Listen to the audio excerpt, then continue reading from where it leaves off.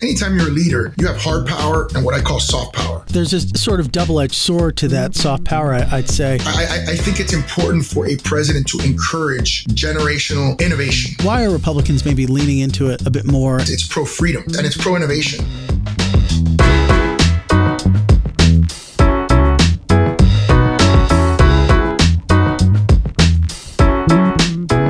Ladies and gentlemen, welcome to The Scoop. I'm your host, Frank Chaparro, editor-at-large at The Block, and we have a very exciting episode of the show from you live here in Prague. Joining us on the other side of the mic in America is presidential hopeful and mayor of Miami, Francis Suarez. We're very excited to talk about, the political landscape in Florida, why he's running for president, his policy prescriptions, what he thinks separates him from the increasingly crowded field of Republicans, a crowded field of Republicans, many of whom are very pro-crypto, including Ron DeSantis as an example. But before we dive into all of that, one question I had as I was walking over the studio that I was so curious about, Mr. Mayor, was just what's it like campaigning and what surprised you so far since you decided to launch your long shot campaign? Campaigning is hard, and particularly when you don't have $150 million and you don't have, sort of that prime time wind at your back or, fancy buses and private planes, right? It's harder for those that don't have those kinds of resources, right? So just to give you an example, I was in Iowa last weekend and I was at an event. And there were other candidates there, and a couple of them are billionaires or close to billionaires. So, they were able to speak at the event at about 7, probably get on their fancy bus, get on their private plane, and be home that night. I had to sleep over, get up in the morning, and then take 11 hours of traveling from 11 o'clock in the morning when I left my hotel to 10 o'clock at night when I got home. So that's a dynamic that you have to confront and deal with. And hopefully we'll get ourselves to a place where we can have the resources necessary to compete at every level. Well, I hope you're not staying at any Holiday Inn Expresses. I hope it's at least a Hamptons Inn or something. So we're okay. Walk me through why you decided to run. What sort of did you see among the litany of candidates that you, or I guess to put the question the other way around, what did you see in yourself that you didn't see in the other candidates? I think it's sort of both. I think the first question that you have to ask yourself as a voter, and I try to put myself in the voter's shoes, is do you want to see a repeat of the 2020 election? I think that's sort of the threshold question. Do you want to see 2020 all over again with the former president and the current president running against each other? And I think if your answer to that question is no, and I think if you look at the polls, a big percentage of people do not want to see that, then you've got to choose an alternative. It's that simple. What we're not seeing is a lot of people are answering no to the first question, and yet an alternative is not emerging, right, in the second question. And so I think right now, what you're seeing in the Republican field and what you're going to see over the next 5 months until January, which is the Iowa caucus, is you're going to see a shuffling or reshuffling based on who the Republican Party believes is the best alternative, right? And so I believe that I have the right skill set to be that alternative. I think I have a personality that builds relationships, which I think is important when you look at foreign policy, when you look at how to get legislation passed when you don't have a supermajority. I have a track record of fiscal sanity in my city. I reduced my budget. I'm the only candidate that has reduced a public sector budget by the same or the equivalent amount that you have to reduce the federal budget to balance the budget right now. I've created, as you know, an economy and an ecosystem which is second to none in this country, the highest wage growth, lowest unemployment in the nation, and highest tech job growth in America. That's something that we need to expand and sort of scale nationally.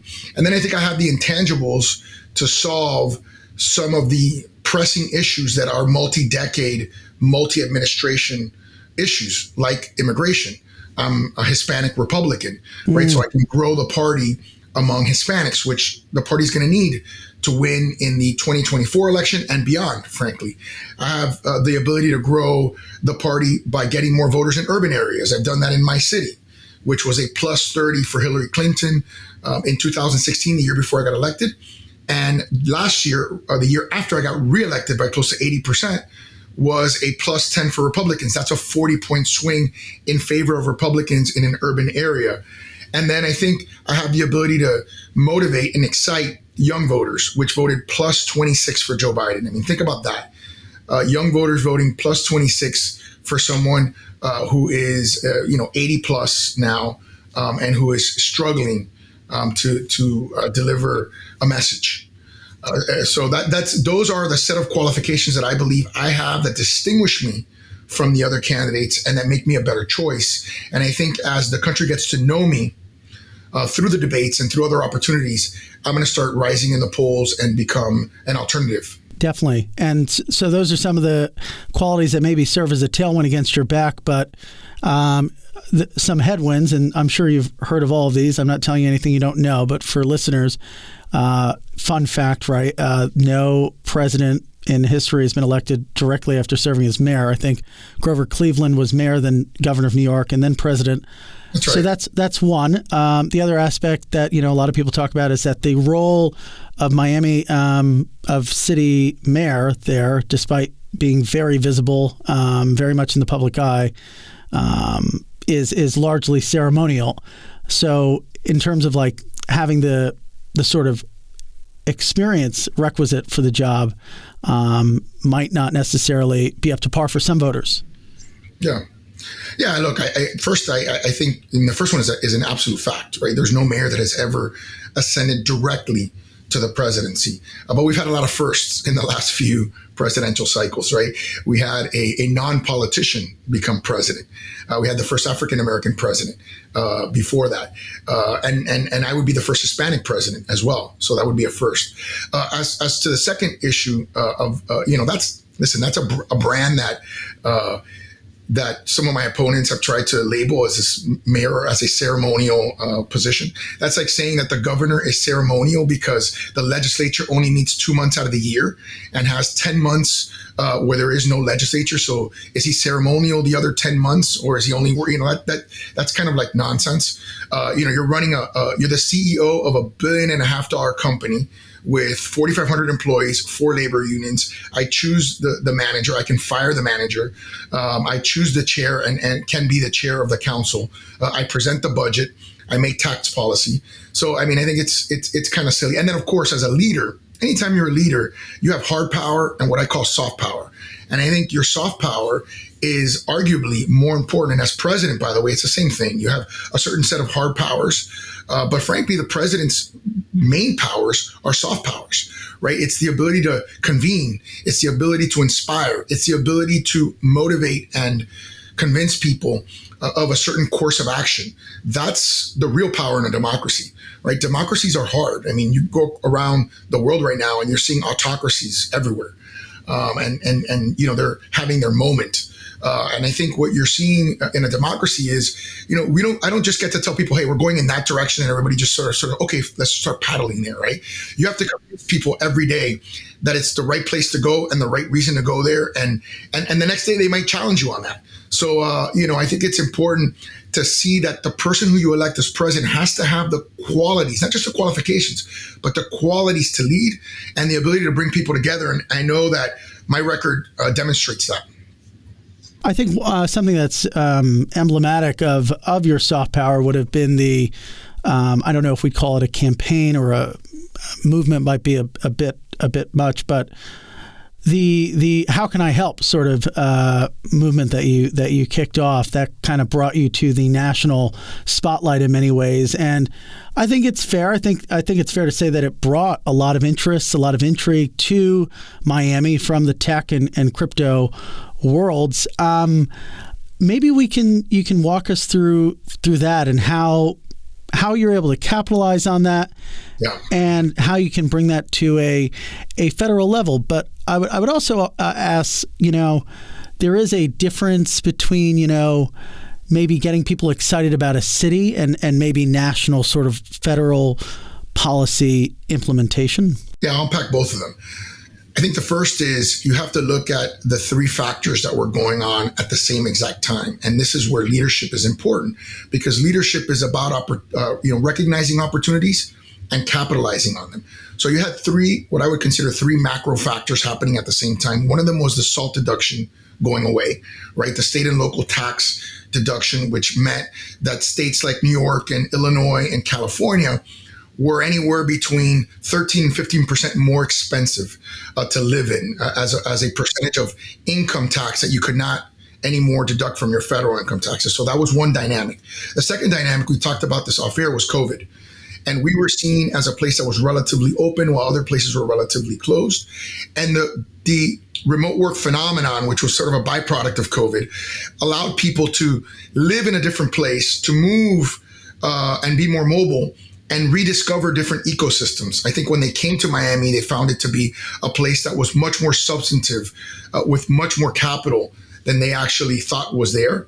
And then I think number three is attitudinal. This is where leadership matters, right? What is your attitude? Are you pushing jobs out of your ecosystem, out of your state, for example, or are you bringing jobs into your ecosystem? And I think that's something that voters need to look at, our records. Who are pushing votes out of their ecosystem? Jobs out of their ecosystem. Who's bringing them in? And so in my case, you had three things happening. You had basically in New York, Amazon getting kicked out or said no to after they won the HQ2 prize. Imagine a place applying for the prize, winning the prize, getting 50,000 high-paying jobs, and then saying, no, thank you. And then at the same exact time, you had in California, a legislator saying, F Elon Musk, and him replying, message received, and he left to Austin and took Tesla to Austin.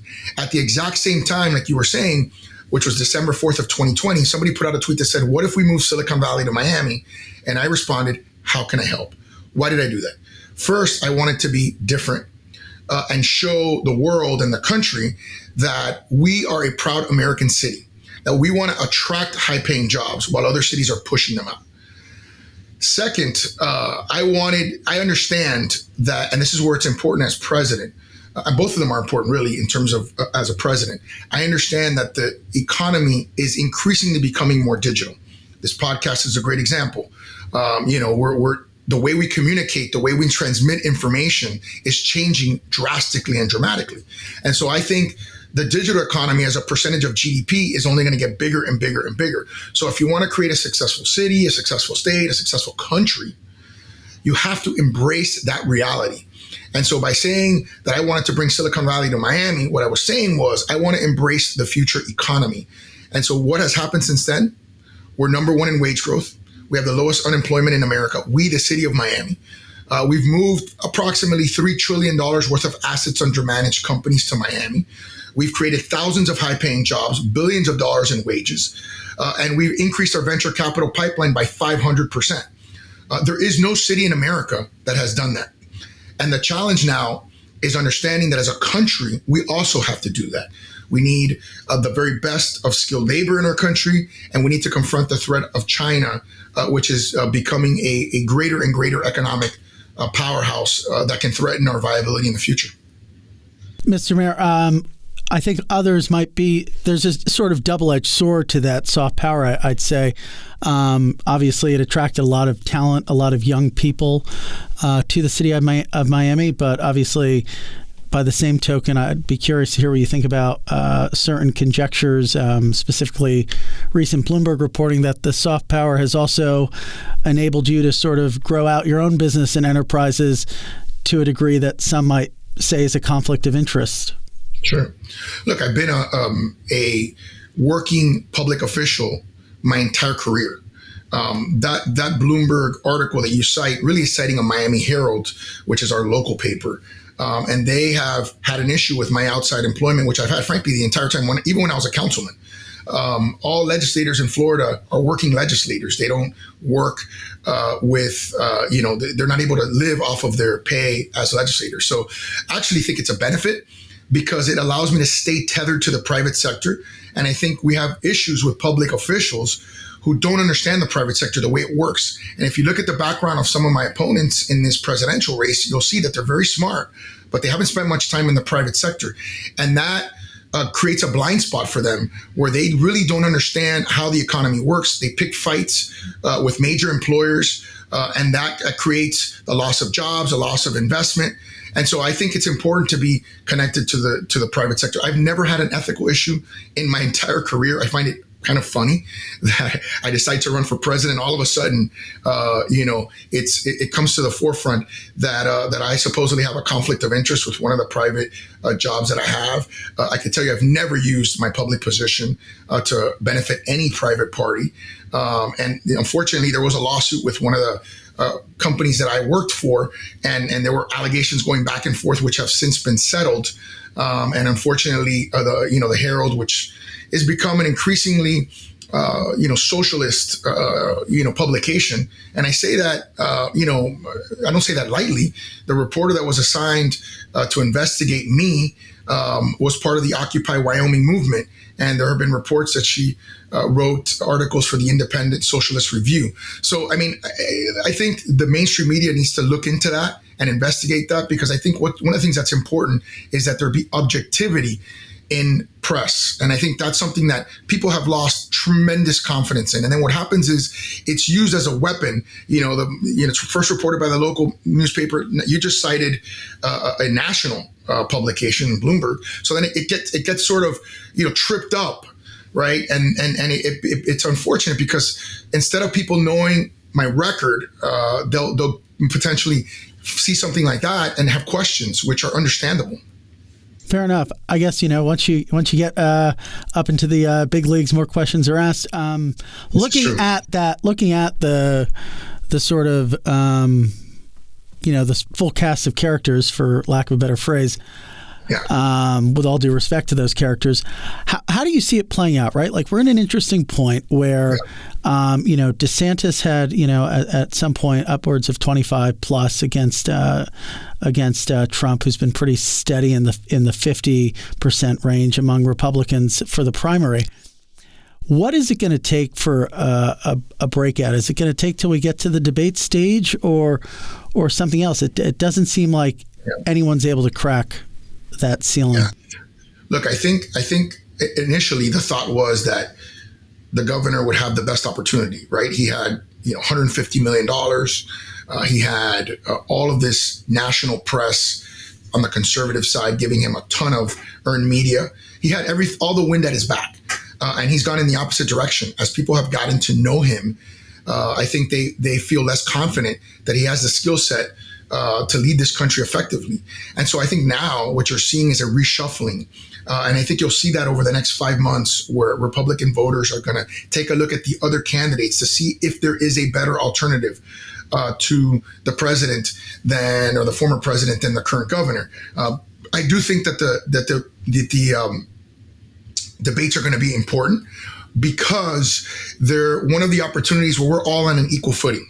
It rarely happens where everyone is sort of on the same stage and gets roughly the same amount of time. Obviously, that's dependent on the moderators, and I'm sure there'll be some adjustments for polling and whether or not the former president actually goes to the debate or not. But I think it's a great opportunity for me to introduce myself to the country. I think a lot of people who have met me are intrigued by my record, my personality, and want to know more, frankly. I mean, I was just in Iowa for the GOP Lincoln Day dinner, and, people said that my speech was one of the best speeches that they heard, and it was unexpected because they didn't know who I was. So I think that's a great opportunity. The way I look at it is you're going to have 5 episodes on Survivor Island, which are the 5 debates, before you get to the 3 additional episodes or 4 additional episodes, which are the 4 early primary states that will decide who goes on to Super Tuesday, which I think will basically decide the winner of the primary. And that's in early March. So when you're on that stage, or even ahead of that, as you're sort of on the trail, what are some of the priorities you're communicating to voters that are core to your campaign and run? The biggest priorities are that I can solve big problems, and that I have solved big problems. I think the biggest one is inflation and high interest rates that are created from bad fiscal and monetary policy. I'm the only candidate in the field that's actually cut a public sector budget by 20%, and I would ask voters to look at every candidate's record on that. Secondly, as a Hispanic Republican, not only can I grow the party, but I feel that I'm in a unique position to solve multi-decade, multi-administration problems like immigration once and for all. For the benefit of our country, not for the detriment of our country, by using objective metrics to right-size legal immigration, like the need for skilled and unskilled labor, unemployment, our declining birth rate, by once and for all fixing the border and putting all the resources necessary, treating it like a crisis that it is. And then I think building the economy of the future. We grew last year in Miami 14%. The year before that, we grew 12%. That's more than China's growing, right? And more than China has grown. And so we are creating an ecosystem based on innovative policies, innovative policy positions, and based on bedrock conservative principles like reducing taxes. We've reduced taxes to the lowest level in history. No other candidate has done that and can say that as a record. And so I think that that demonstrates my policy priorities. And those are the big issues that are confronting the country. If we confront those issues in a way that allows us to solve those problems, we're going to have a successful 8 years as president. And people are going to be extremely happy with the direction of the country. And they're very unhappy with the direction right now. So what, from a monetary and fiscal policy perspective, would you have done differently? What is the Fed doing that you disagree with? And in terms of if under your presidency you're cutting taxes, how is that being balanced out from a deficit perspective? Well, I think before you can cut taxes, you have to balance the budget. The budget right now is 20% out of balance. That's a massive amount. And we have to see what kind of political will there is to balance that over what period of time. I'd love to see it balanced over a very short period of time, maybe over the course of one political cycle or less. But that's the first thing you have to do. That helps correct at some level monetary policy, because it's true. Are you of the opinion that we can sort of grow our way out of the deficit? I think I think you have to do both.